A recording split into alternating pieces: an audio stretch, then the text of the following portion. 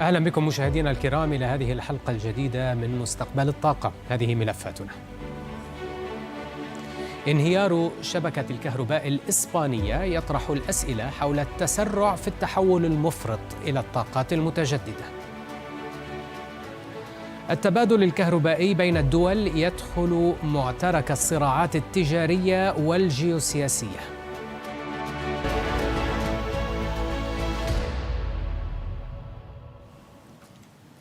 أهلا بكم. حادثة انقطاع شامل غير مسبوق ضربت شبكة الكهرباء في إسبانيا والبرتغال وأجزاء من فرنسا في الأيام الماضية أدت إلى شلل شبه تام. القطارات توقفت داخل الأنفاق، الموظفون علقوا في المصاعد، خدمات الهواتف المحمولة انقطعت. القصة المهمة أن هذه الحادثة تشكل أول انقطاع شامل للكهرباء في ظل نظام يعتمد بشكل كبير على الطاقات المتجددة، وهو ما طرح تساؤلات جدية بشأن مدى متانة البنية التحتية الكهربائية الحديثة في أوروبا في ظل عملية التحول السريع للطاقة بعيداً عن أنظمة توليد الكهرباء التقليدية. فما الذي حدث ولماذا يقرع جرس الإنذار في أوروبا؟ يقوم استقرار شبكات الكهرباء على توازن دقيق للغاية بين العرض والطلب يجب الحفاظ عليه مستقرا على مدار الساعات والدقائق وحتى الثواني، وهذا ما يسمى الثبات في تردد الشبكة غالبا عند 50 هرتز لتجنب تعطل الأجهزة أو حدوث انقطاعات في الكهرباء. بالطبع هناك تقلب دائم في كمية الاستهلاك في كل ثانية، لكن توربينات توليد الكهرباء التقليدية العاملة بالنفط أو بالغاز تسمح بامتصاص تلك التقلبات عبر زيادة أو تقليص الإنتاج. أما في حالة الطاقات المتجددة فلا مناص من التقلب الدائم في كمية الكهرباء التي يتم توليدها. ما حدث في إسبانيا بأنه في لحظة معينة انخفض التردد في الشبكة الإسبانية فجأة إلى 49 هرتز، ما أدى إلى توقف تلقائي للعديد من محطات التوليد لأسباب تتعلق بسلامة المعدات، وهو ما تسبب في خلق كرة ثلج من التوقفات أدت إلى انهيار متسلسل امتد حتى البرتغال. السبب الأساسي لهذا الانخفاض المفاجئ في التردد لا يزال غير معروف، إلا أن المشغل الإسباني للشبكة أرجع الأمر إلى فقدان مفاجئ للتوليد في جنوب غرب إسبانيا، وهي منطقة تضم العديد من محطات الطاقة الشمسية. هذا التصريح أثار تكهنات بأن سبب المشكلة هو الاعتماد المفرط على الطاقة المتجددة. ففي الدقائق التي سبقت وقوع الانهيار في الشبكة كانت التغذية تعتمد على الطاقة المتجددة بنسبة 87%، لأن التوقيت كان في ذروة الظهيرة حيث تكون الطاقة الشمسية في أعلى درجات التركز، وهذا ما يجعل الشبكة أكثر هشاشة. فعلى عكس المحطات التقليدية لا تملك الألواح الشمسية توربينات ضخمة تساعد على تثبيت النظام عند حدوث أي خلل، ولا تتوفر لدى الشبكة الإسبانية أنظمة التخزين عبر البطاريات بالحجم الكافي لضمان استقرار الشبكة بما يكفي. هذه الحادثة تقرع مشاهدين جرس الإنذار حول مرونة الشبكات الكهربائية عالميا مع اعتماد الدول المتزايد على الكهرباء لتلبية حاجات السكان وتشغيل السيارات الكهربائية والمضخات الحرارية ومراكز البيانات والتكييف. فعلى الرغم من أن مصادر الطاقة المتجددة تخفف من الاعتماد على أسواق الوقود الأحفوري، إلا أن التحول إلى هذه المصادر يطرح تحديات جديدة. في بريطانيا مثلا تم استخدام عجلات دوارة ضخمة تزن 200 طن تحاكي عمل التوربينات التقليدية للحفاظ على استقرار تردد الشبكة. كما تستخدم شبكات الكهرباء تقنيات لقياس التردد والتدخل عند الحاجة. كما أن توسيع استخدام البطاريات وربط الشبكات كهربائيا بدول أخرى يساعد على تعويض التذبذبات. وقد اشتكت إسبانيا طويلا من ضعف الربط الكهربائي مع فرنسا لتوفير طاقة احتياطية في الظروف الطارئة. يأتي هذا الانقطاع في لحظة حرجة لجهود الابتعاد عن الوقود الأحفوري، وبينما تتعثر بعض الدول في التزاماتها بتقليص الانبعاثات ويصعب توسيع نطاق بعض التقنيات، قد يستخدم ما حدث في إسبانيا كشاهد على ضرورة الحذر من المبالغة في سرعة التحول إلى الطاقات المتجددة.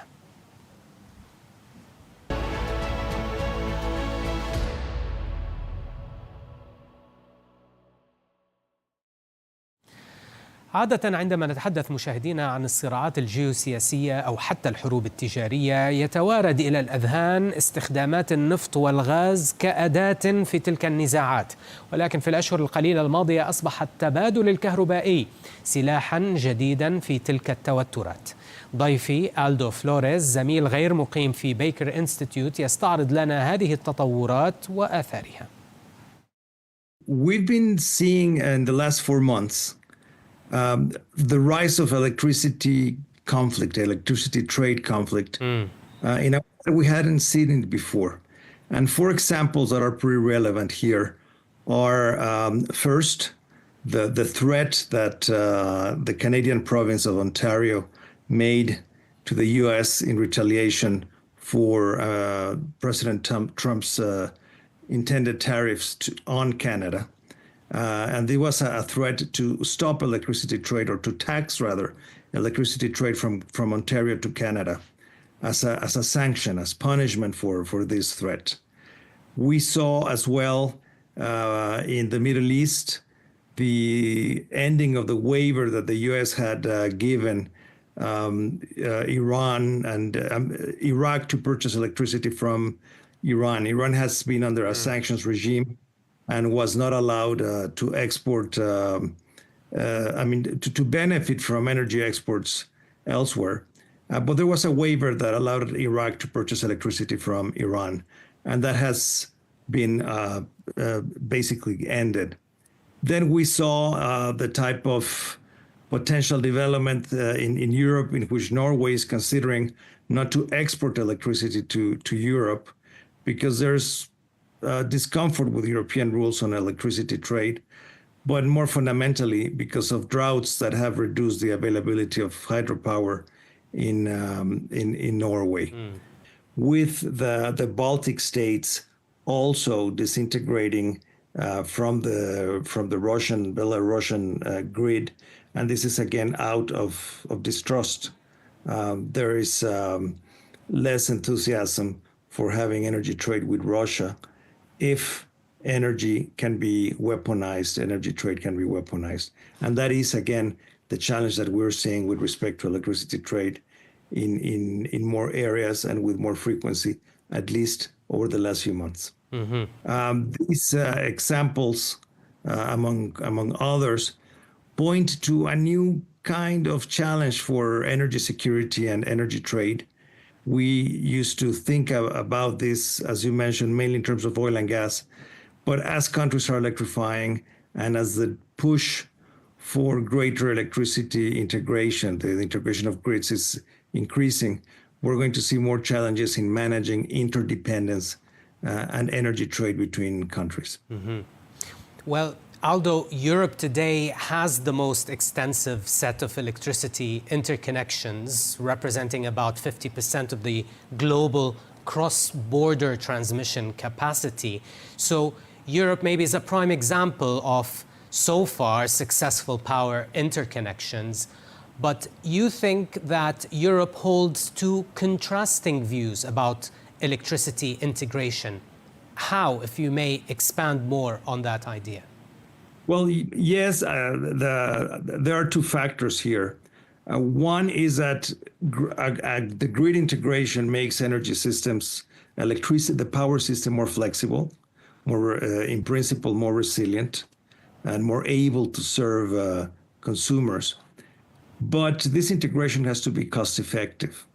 And what the Norwegian case with Europe shows is that if integration means more costly management of your grid and your power system, then it may not be as a clear proposition as many expected. And we're seeing this type of discomfort even inside Europe, integrating with a country that, like Germany, that has been pursuing the use of renewables in a much more intensive way than others. And that country has therefore higher costs of system management, and you have to absorb or participate in those higher costs, then it may not be such a good idea. So, Aldo, does greater cross-border grid integration enhance energy security and incentivizes further collaboration, or could it become vulnerable to politically motivated disruptions and the source of conflict between neighboring countries? What's the final judgment on this, in your opinion? Well, it's a combination of trust in the intentions of your partners, of trust in the regulatory regime, of trust in the investment regime. It's a multidimensional equation that governments have to be working with in order to manage this type of integration in a successful way. So, Aldo, let's go back to one of the previous examples you mentioned earlier, which is the threat by Ontario in Canada to levy tariffs on its electricity exports to the US. These threats were, of course, averted for now, but do you think these threats were really meaningful? How big of a threat was it really, specifically to the three states that receive most of that Ontario power? Well, they certainly were meaningful as a symbol, as a measure of discomfort and disappointment on the Canadian side with respect to what the U.S. Tariff policy meant for the historic partnership between both countries. But in terms of what they meant for the American electricity supply, they were not that relevant.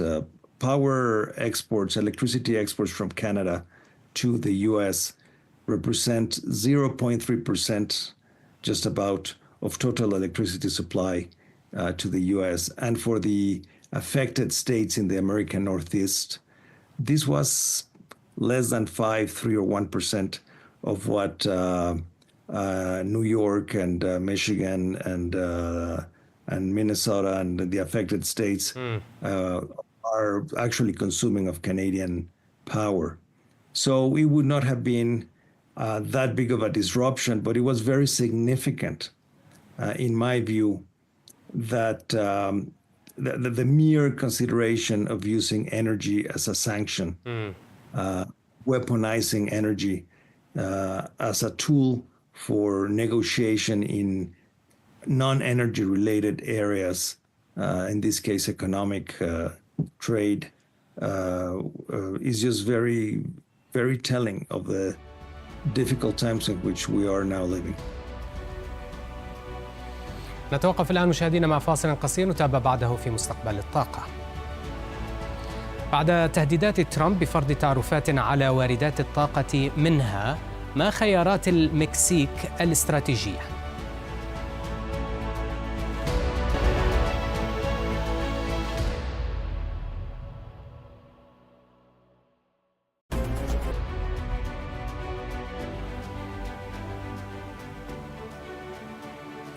أهلا بكم مشاهدينا من جديد.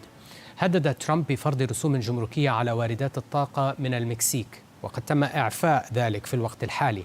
لكن ما طبيعة علاقة الطاقة بين أمريكا والمكسيك؟ وما هي الخيارات والبدائل الاستراتيجية للمكسيك في هذا الإطار؟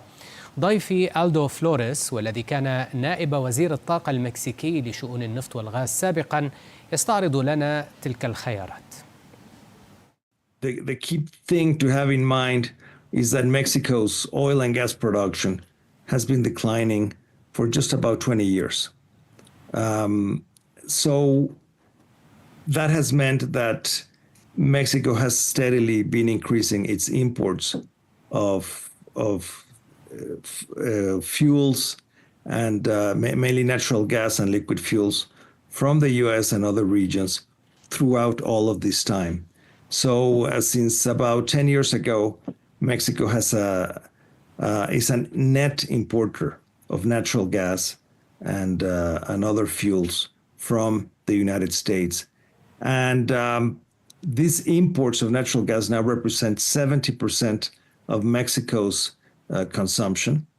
and of fuels, it's about 60%.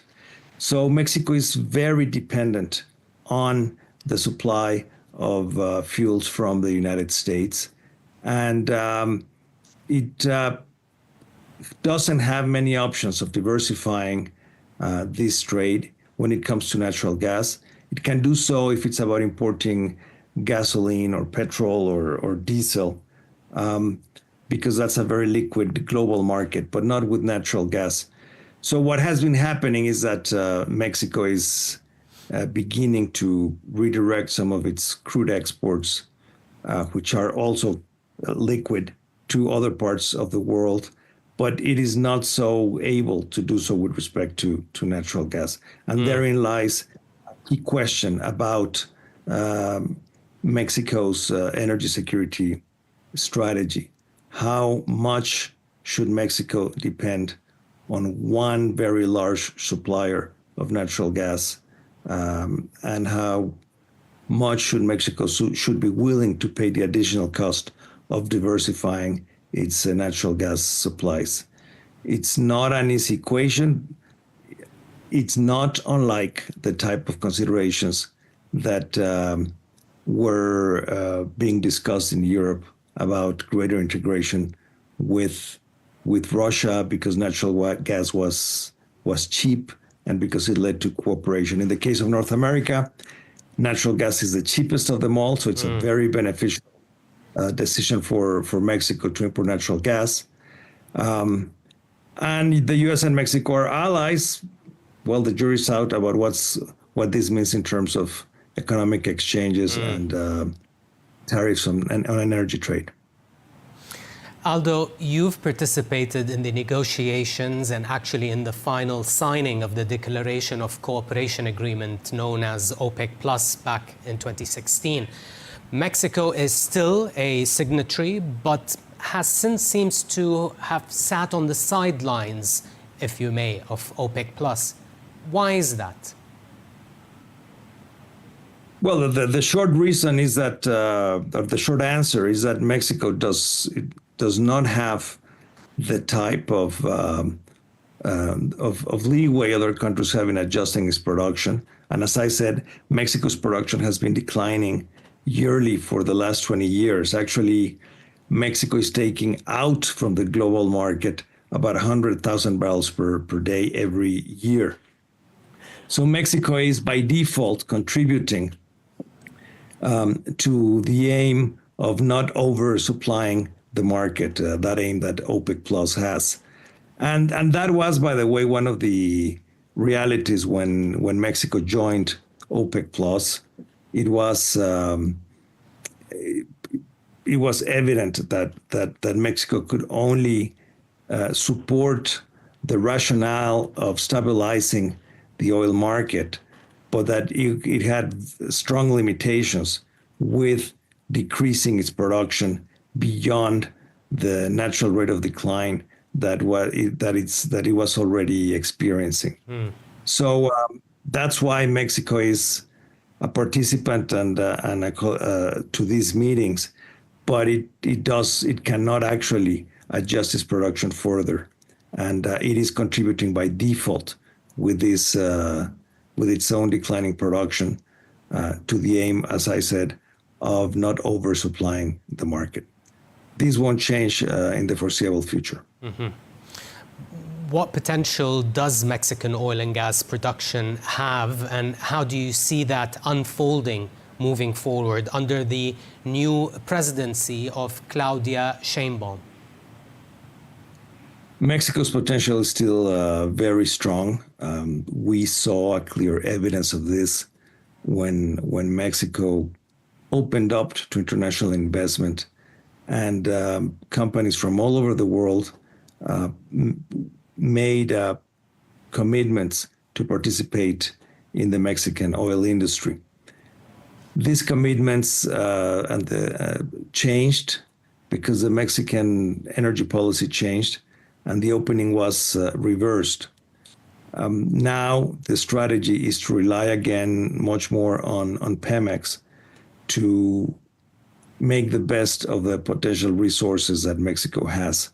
By all accounts, all experts say that while the era of easy oil is beyond,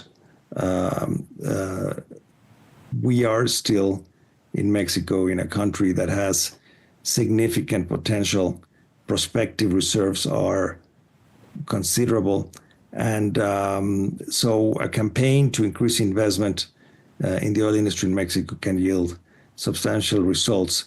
Let me just add to this that, for example, the Eagle Ford formation in Texas, in the south of Texas, which is a very successful area for producing natural gas, extends into Mexico. And it's actually larger on the Mexican side. Should Mexico decide to pursue a strategy of using more hydraulic fracturing, the type of technique that made unconventional oil production so successful in the US, then the potential for producing much more natural gas and reduce the dependence on imports of natural gas is substantial. But there is also substantial potential in the deep waters of the Gulf of Mexico. And yes, it is the Gulf of Mexico,